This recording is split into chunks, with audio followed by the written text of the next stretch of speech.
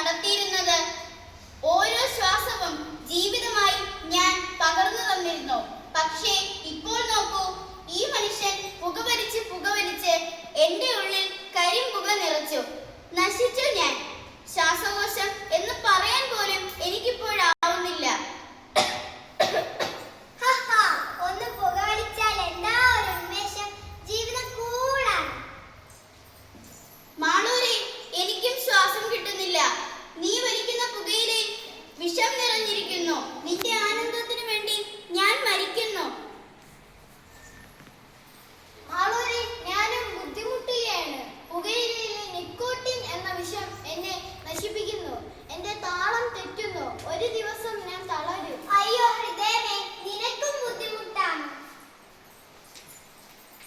മാളൂരെ, എനിക്ക് മേലെ കഷ്ടം തന്നെ.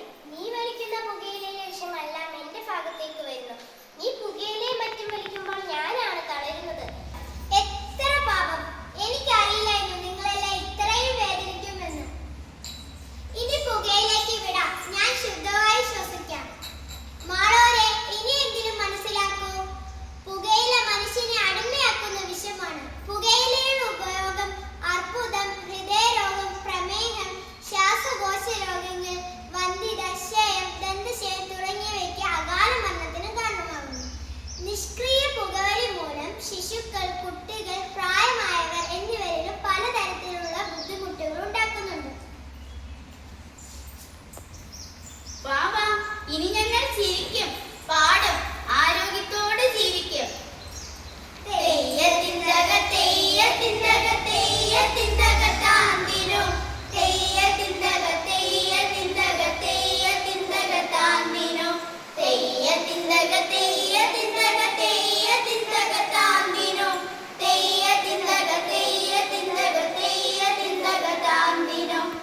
പുകയില ശരീരത്തിലെ എല്ലാ അവയവങ്ങളെയും നശിപ്പിക്കുന്നു.